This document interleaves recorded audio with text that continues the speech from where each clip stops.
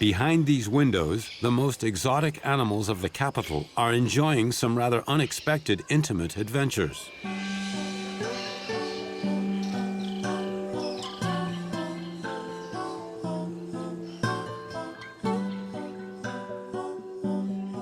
They might seem like solitary creatures to us, but when no one is looking, they are organizing their lives in couples.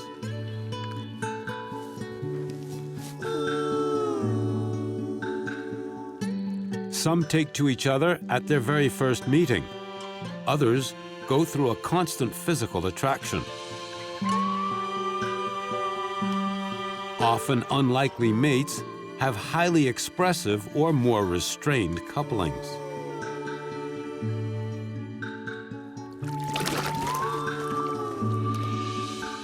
What is behind these images of tenderness and affection? The zookeepers have told us of unheard-of stories, allowing us to interpret their subtle attachment, so different for every species.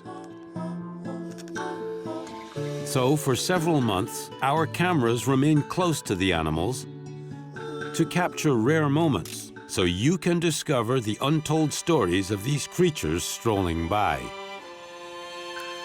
Every relation between two individuals is the start of a great adventure. Sometimes it ends when an animal disappears. This is the case with Nero, the old lion of the Atlas. And then destiny raises its head to produce a descendant, a changing of the guard, so to speak.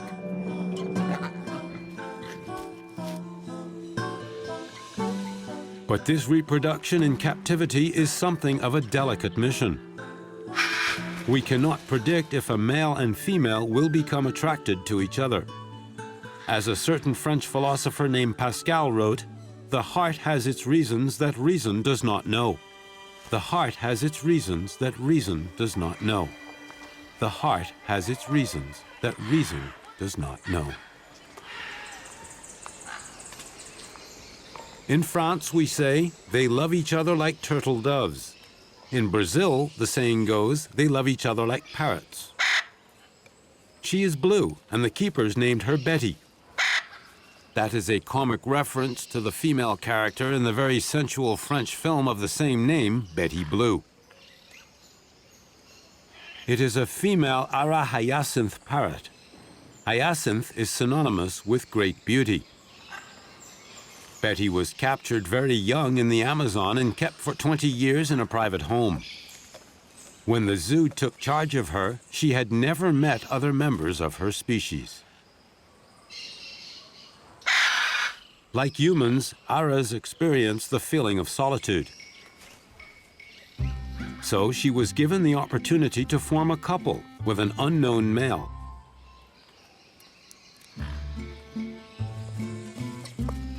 These highly evolved birds need an active social life as a single couple.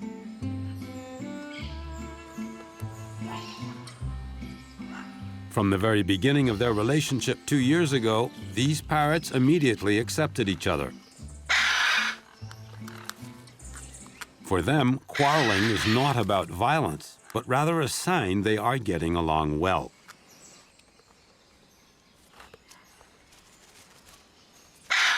The young male's name is Indigo.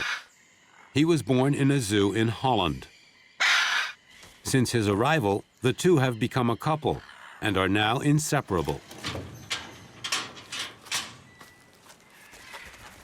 Several times a week, the keeper organizes an exercise called enrichment, meant to stimulate the intelligence of the couple. The rules of the game are simple. Open the lid of the box to get to the hazelnuts, their indulgence. Easy to say. Parrots have very good memories. They know how to imitate sounds and can also learn to imitate gestures. The male succeeds at the task very nimbly and always leaves the female her share of the delicious booty. But this time, the task is more complicated.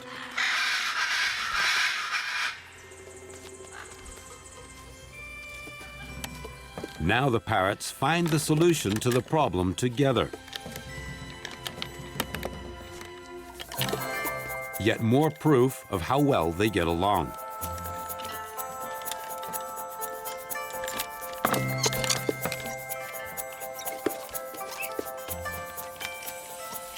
On the other hand, there is one thing Betty does not do with Indigo: fly. Physically, she has what it takes, but something is blocking her. What is it? We don't know. But she is doomed to getting around only on foot. The two are never separated for very long. Together, they clean each other's difficult-to-reach feathers.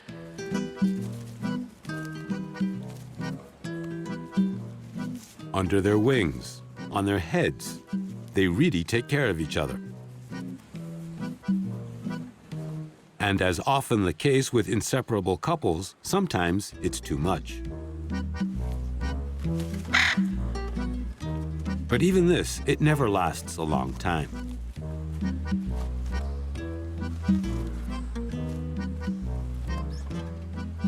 The success in bringing these two birds together was never guaranteed. Today, they are inseparable. In the zoo, some say that Betty and Indigo are close to loving each other like turtle doves.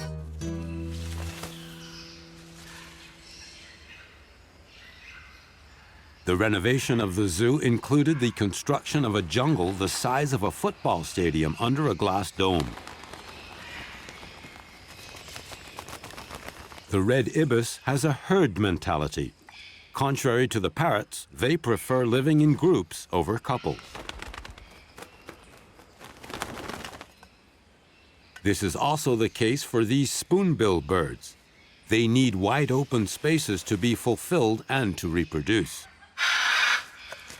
To stimulate relations, different species are mixed together. For example, there are fruit bats, and these unbeatable climbers, the two-fingered sloths. The veterinarians and zookeepers would very much like the male and female sloths to produce some little ones.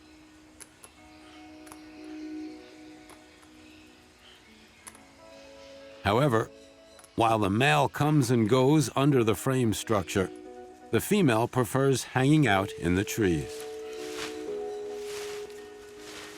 These two solitary creatures rarely cross paths. This does not increase the chances of the sloths to reproduce, already rare in captivity.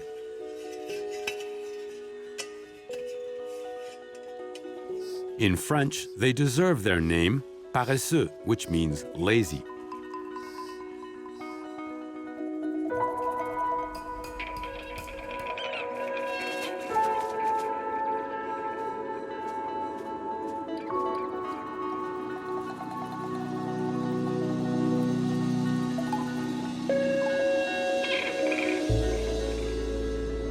From the former Vincennes Zoo here, there remains this large rock, still called by some the Rock of the Monkeys.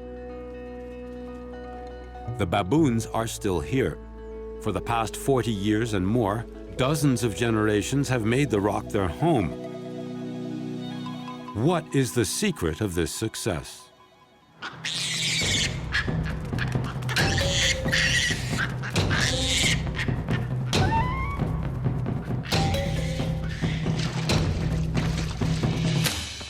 Originally from Guinea, baboons are highly social monkeys that live in a harem-like structure.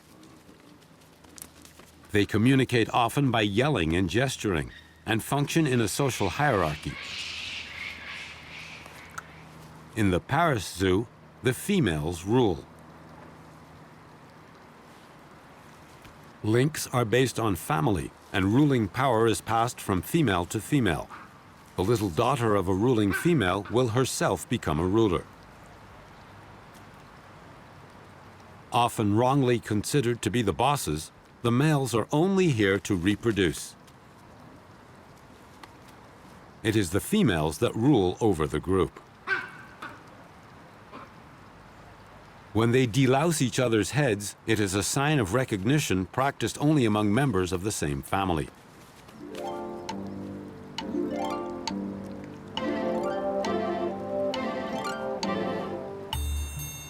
This is Popoko, the daughter of a high-level female. Popoko has a green earring in her left ear. This sign helps to recognize her in the midst of her family members. This young female has not yet had babies, but it seems that her time has come. Suddenly, she is driven by a voracious curiosity for the offspring of others. She mingles with them easily, with no fear. According to group law, the dominant status of her mother protects her.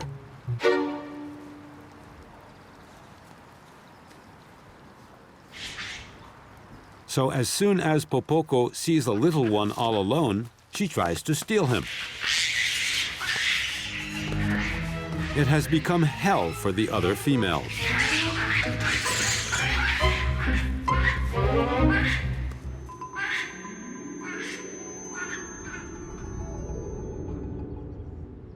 But several days later, there is a physical change in Popoko's behavior. For the first time in her life, her backside is red and very swollen.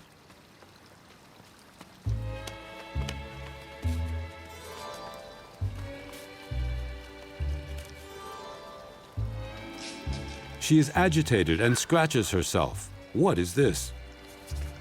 It is called ostrus, the equivalent of being in heat for a baboon.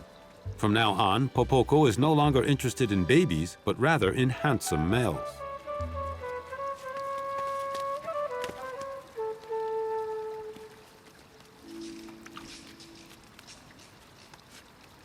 She goes looking for the biggest guy around. Very responsive to her being in heat, the baboon does his job immediately.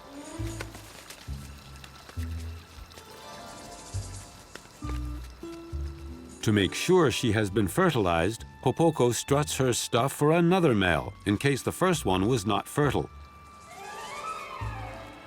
A kind of pregnancy insurance.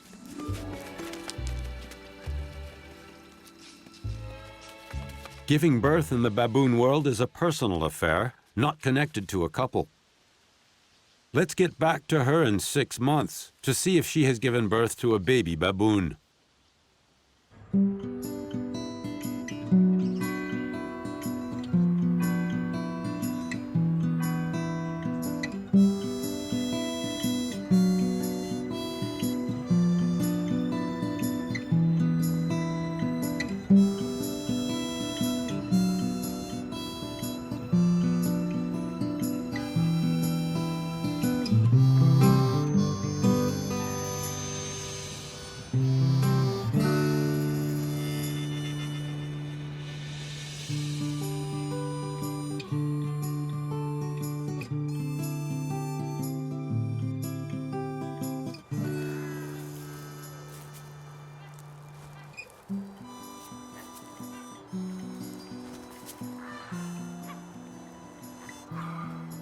In fact, what does it mean to be together in the animal world?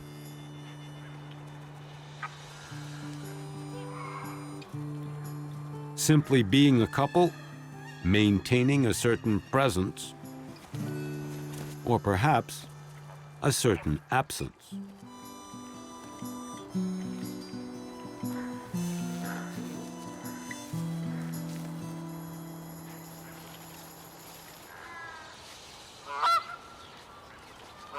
What a strange idea it is to settle in a zoo when you can fly freely. This couple of Canadian geese feels great here, so great that the female has decided to lay her eggs. On the migration path, she chose the zoo to make a stop. Here, her little ones will be safe. For other birds from far away, forming a couple is sometimes like a theater piece. This is the setting. Cliffs that remind them of their land of origin, Patagonia.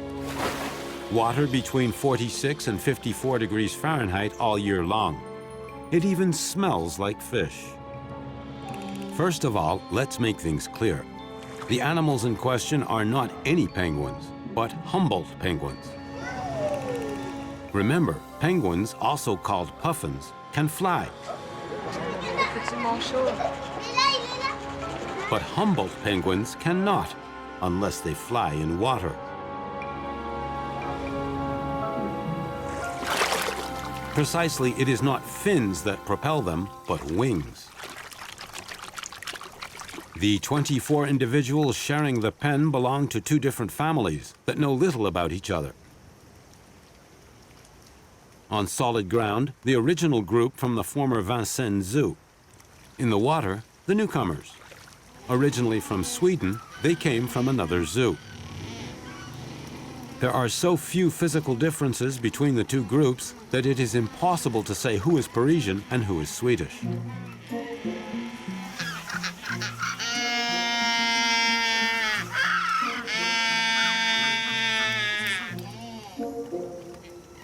Ever since they started living together, they have never mixed. And yet, for the past several days, something unusual has been happening behind the scenes.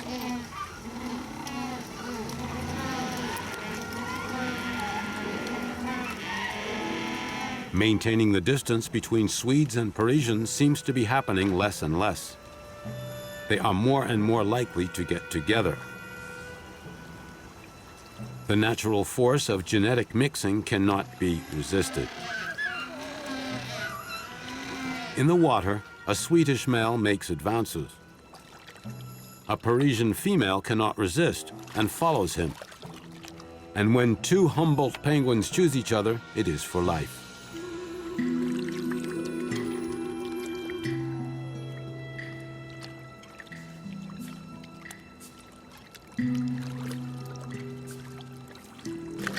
At first, there are moments of excitement. The couple pushes forward at the speed of a torpedo.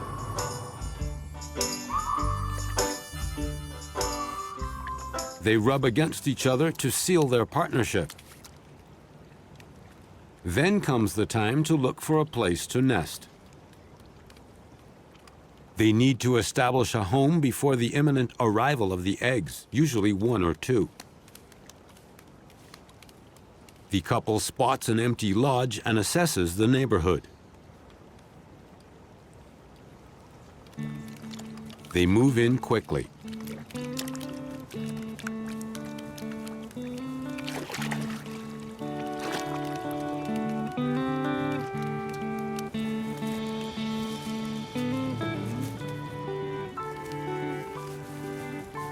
The male and female Humboldt penguins prepare the nest with whatever they find.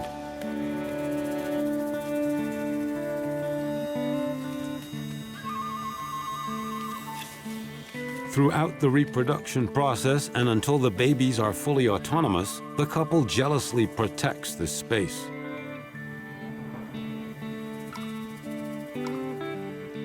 After 35 days of incubation, the egg is hatched. A baby Humboldt penguin has been born.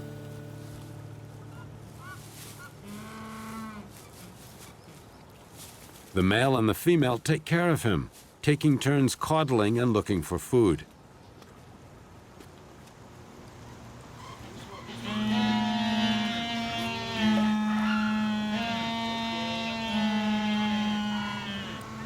The mixed couple's baby is excellent news for the zookeeping staff, who will let the penguins do their parenting job and respect their privacy.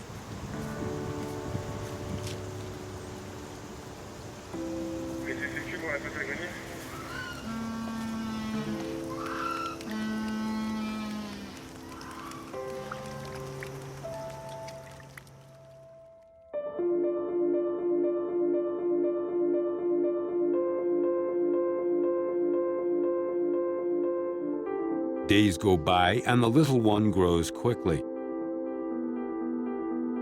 In 3 months, he has become an independent adult.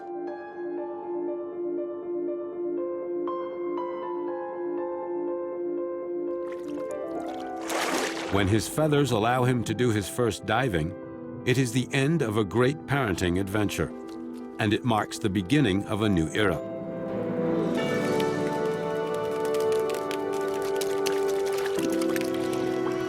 Each day, the two colonies mix a little more, especially during the distribution of sardines. it becomes hard to tell who is Swedish and who is Parisian.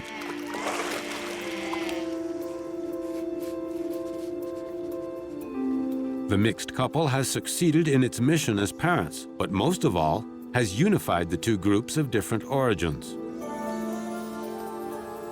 It is now time to build a big single family, and these are the honorable founders.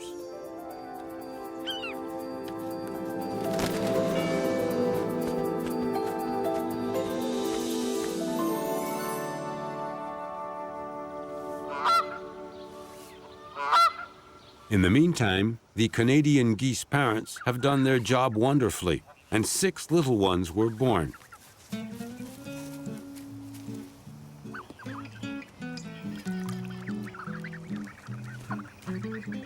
The wild family literally feels at home.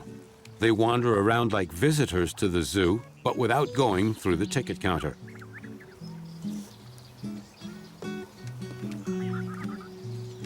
They have stopped before the jaguar's pen, precisely where the entire medical staff has gathered for a difficult mission.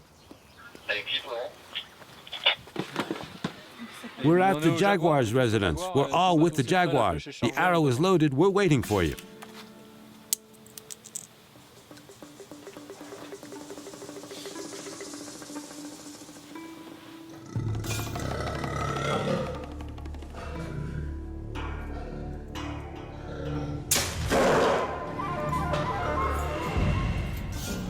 It's okay.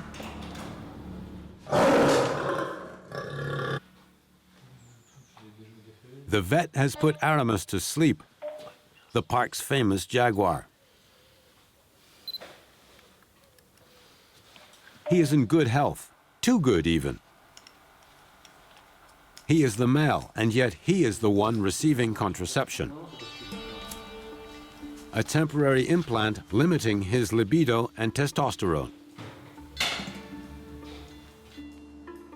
This is the female. Her name is Simara. Aramis in reverse. Between them, reproduction is out of the question. Their den can host 2 adults, but not a litter of 6 or 7 offspring. Once they are adults, they must be placed in another zoo. But for the moment, there are too many jaguars in zoos across Europe. In the wild, the jaguar is a great predator, often living around water and hunting fish as much as game.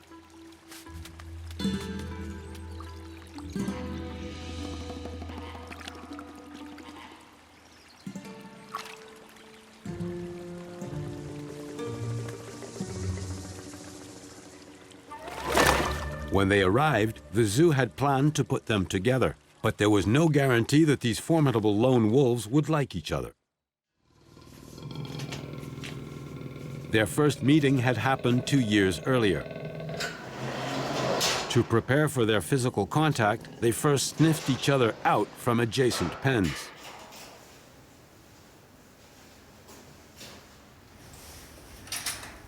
One day, the confrontation finally happened.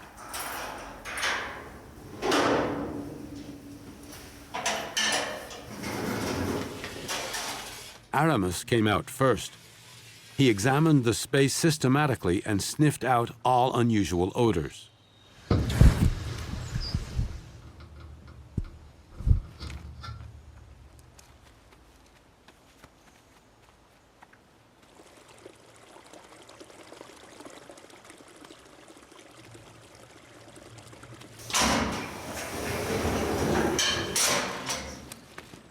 Then Simara came out in a separate airlock.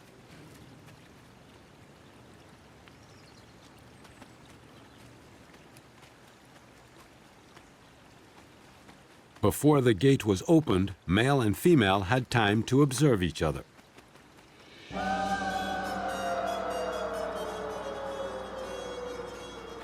The female had never seen a black jaguar.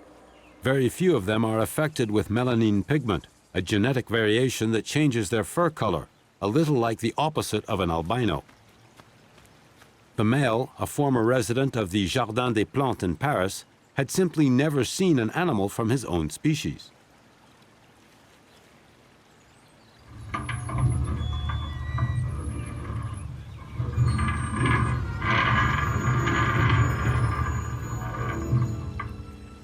Then the gate was opened. The big cats were loose. In the event of a fight, it is impossible to intervene against such powerful animals.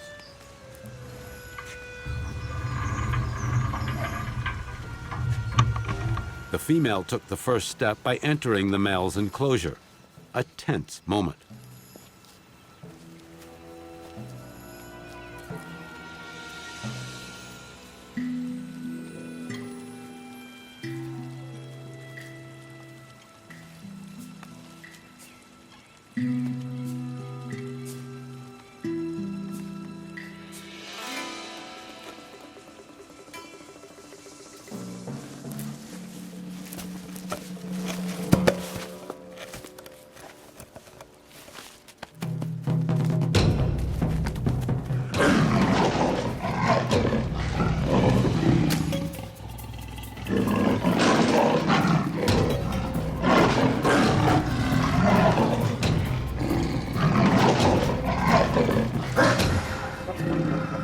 Aramis did not yield his territory so easily. Simara, more aggressive, found herself facing a tough guy. In short, it was a tie, and that was a good thing.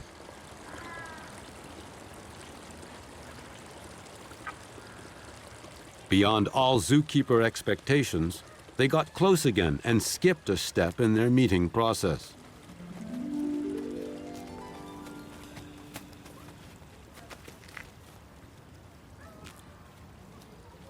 Unexpectedly, Simara went to seduce Aramis, seeking him out several times.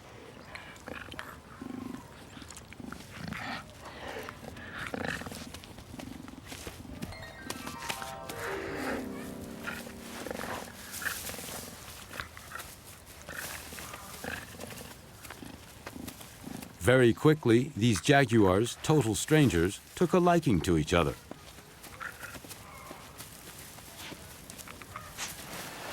At the time, there was no risk of reproduction. Young Simara was not fertile and only cared about playing. Putting in contact two big cats with such savage instincts was a fully successful mission.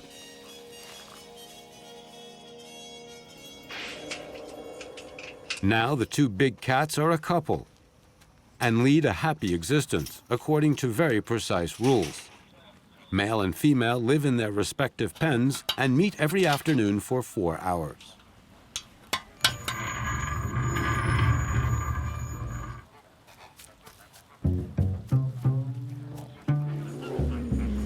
Get-togethers that always begin with signs of affection and close collusion.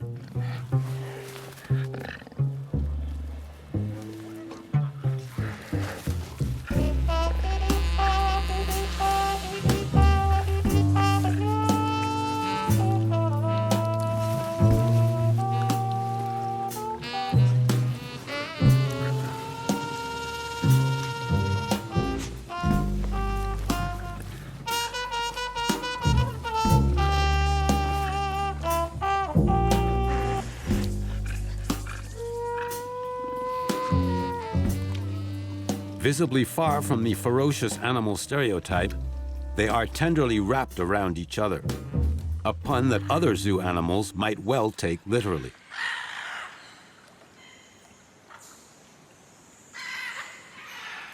In the hothouse, there are aliens that can go unnoticed. Flat as flying saucers and highly dangerous.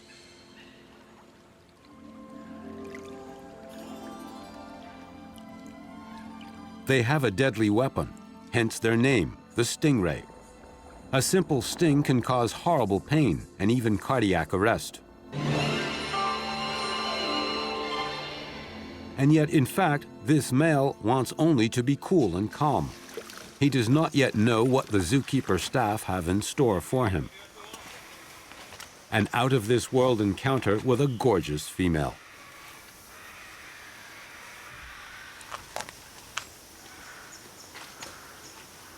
After her electronic ID is implanted, she will be able to do her first fluttering in unknown waters.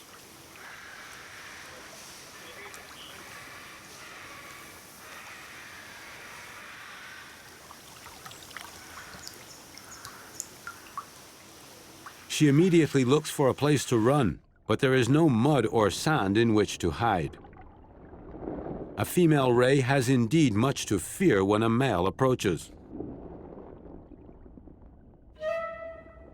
The male immediately notices the newcomer with his electro receivers and his super 360-degree vision. Perfectly still, the female also has immediately perceived her fellow stingray's presence. The male is already excited. For now, it looks like a dance. And it is truly exceptional to see them strutting this way, as stingrays are usually invisible, moving around in the depths of the muddy rivers of the Amazon.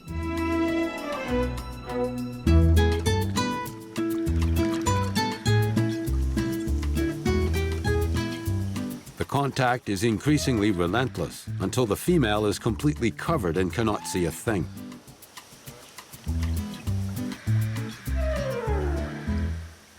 Then comes the painful phase. On top, the male sucks in water to lift the female's fins and then bites them. A carnivorous seduction dance, one that costs a little piece of skin each time.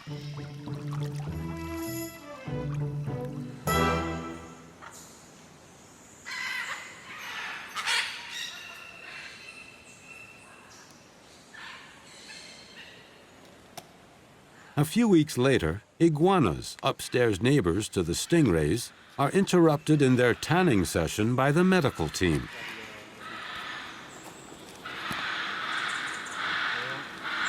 The vet performs an ultrasound on the female ray.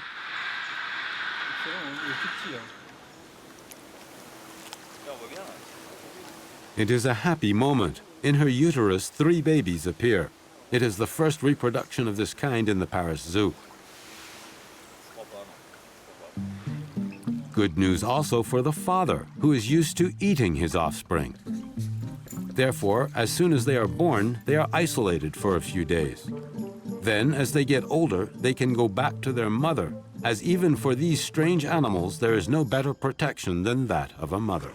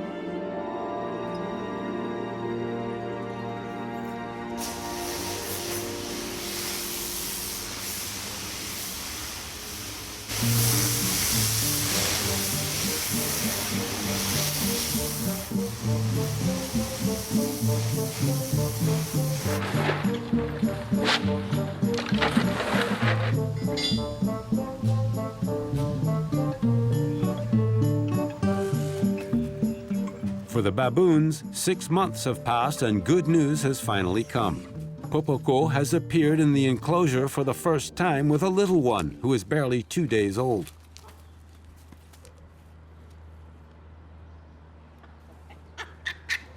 Be it her clan members or visitors to the zoo, everybody wants to see and get close to the newborn baboon. The heir from the dominant family attracts quite a crowd.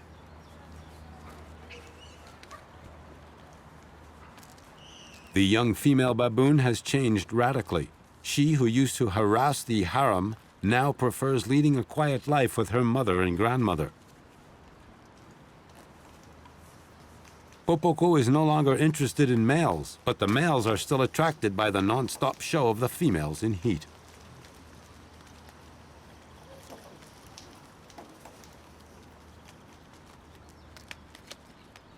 It is now Popoko's turn to be surrounded by curious females.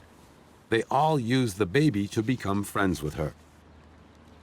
If Popoko befriends a female, the new friend will move up in social rank. but that is out of the question. The baby is fragile, and its mother must protect it from all this agitation.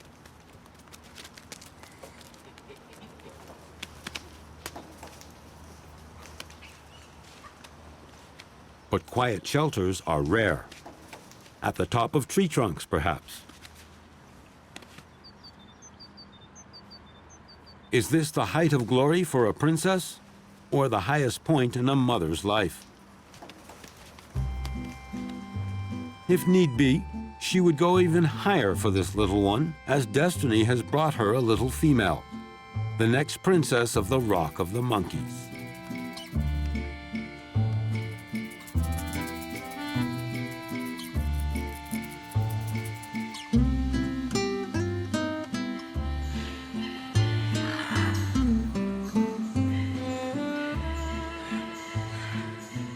Contrary to the baboons, other primates build tight-knit families: father, mother, and little ones.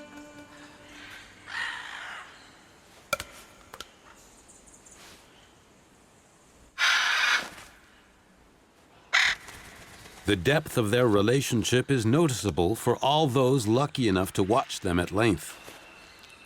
This is Paulo, the father of the white-faced Saki species. And this is Christian, the mother, also covered with a thick layer of hair from head to toe, but without the male's distinctive white color. For 3 months, the female has constantly been carrying on her back the couple's first baby, Miguel. Each birth brings joy to the zoo, especially among rare or endangered species. Good news, but not necessarily for the father. Ever since the birth, the relationship of the male with the female has deteriorated. The mother shows affection only for the little one.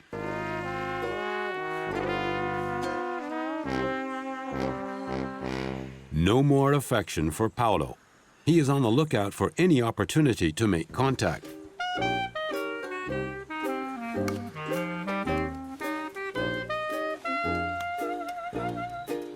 When he tries to approach her, Christian moves away.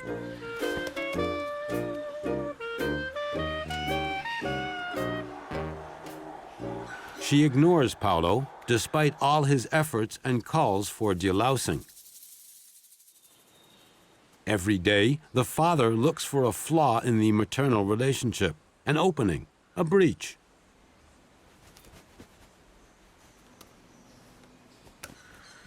He steps up his attempts, but the female remains completely uninterested.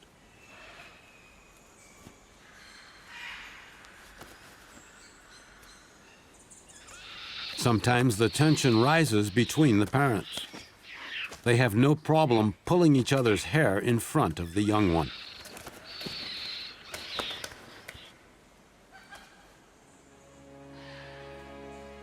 Time nevertheless plays its role, and the family relations change. Miguel slowly becomes emancipated and distances himself from his mother.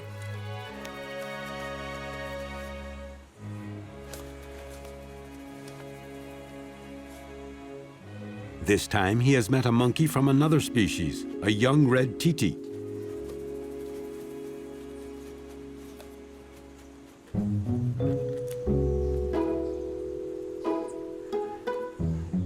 And so the female is alone. It is an opportunity for the male, a new situation he is preparing to take advantage of.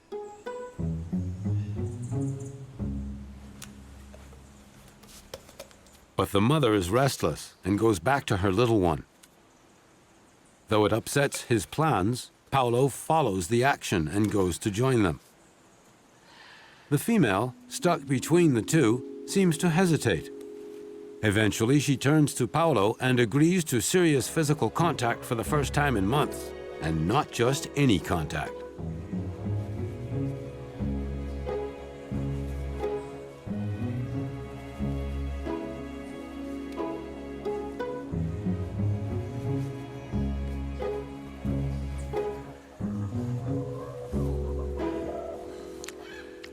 Miguel is momentarily excluded from these intimate games.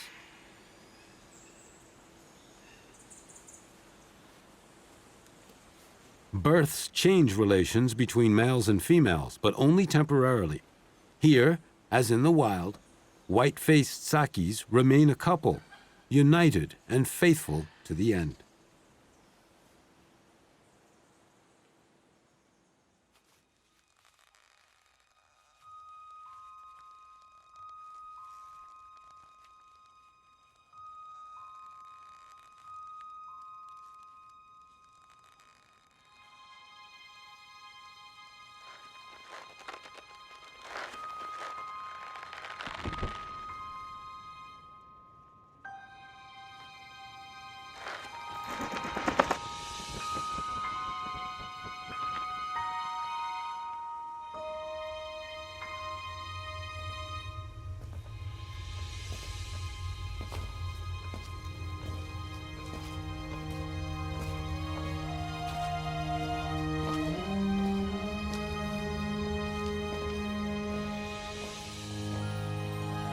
The zoo prepares for another night.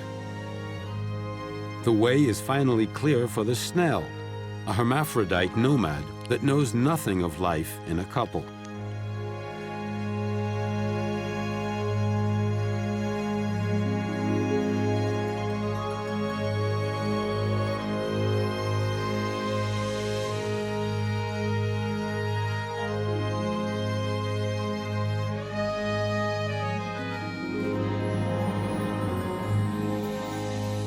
Being a couple does not always mean a male and a female. There are also friendship ties that help prevent solitude.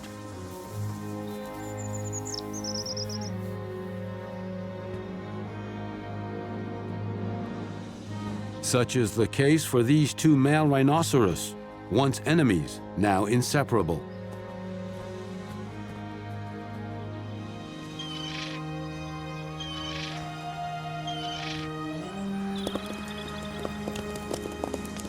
In the plain full of African animals, several herbivorous species have been mixed for them to keep each other company rather than devour each other. And it all goes very well.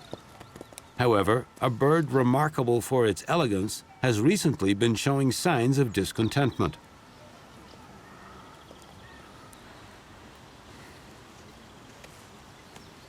It is a male crane, a friendly bird, very attached to its partner. And now, in fact, the female has gone missing.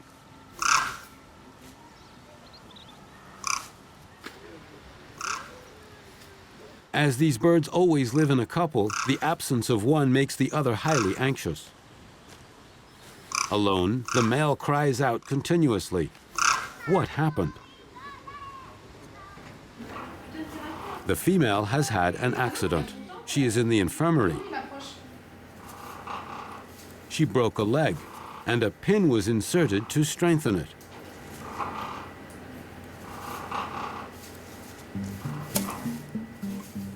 Since then, the male has been displaying abnormal behavior. With each day, his searching for the female endangers his health and the well-being of the couple.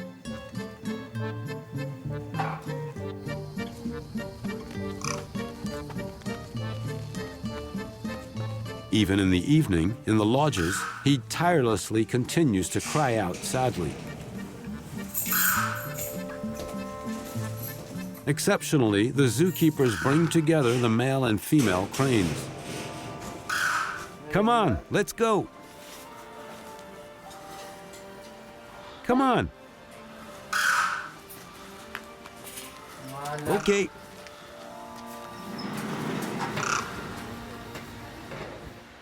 Usually, the clinic only admits sick animals. This time, the rules have to be bent to appease the male. And it works. But it is not over. Time passes and successive X-rays show good recovery. One day, it is time to remove the pins, and a new separation is inevitable.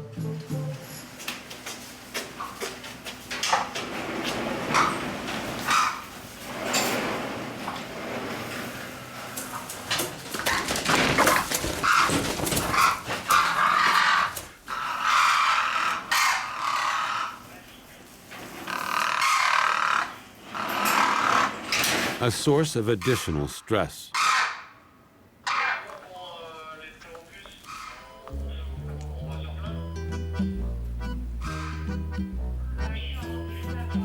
The vet makes sure the surgery goes as quickly as possible.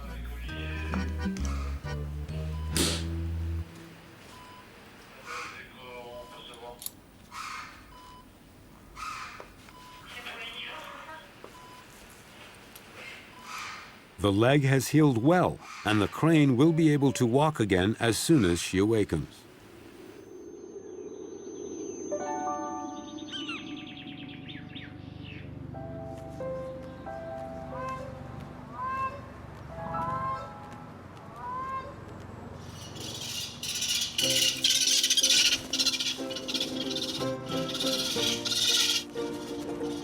The African plain in the Paris Zoo is again peaceful and is full. The two cranes are back together.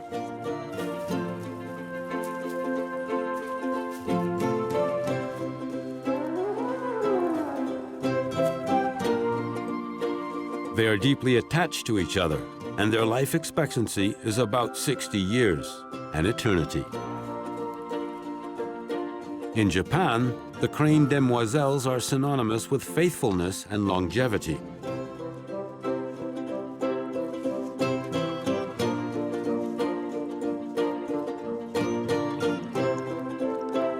The female keeps her balance on one leg, precisely the one that was fractured.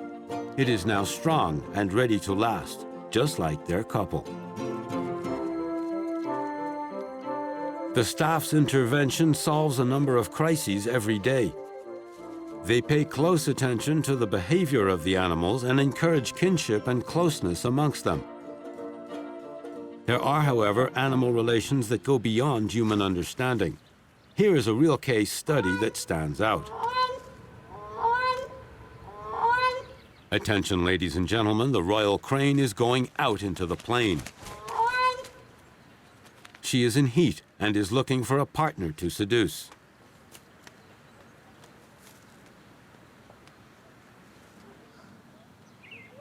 In the Paris Zoo, this big African waiter is the only one of its kind.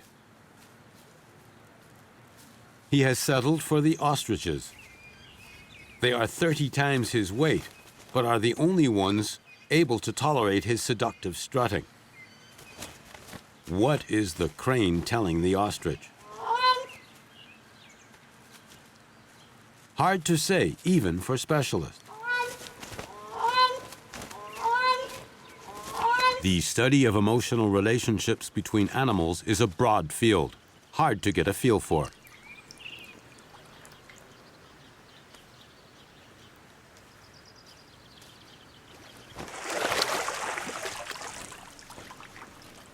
In the end, the music these couples make will remain mysterious for a long time. And when it happens that one shows little attention to the other, sometimes it is because she is busy doing something else, such as laying an egg, very simply.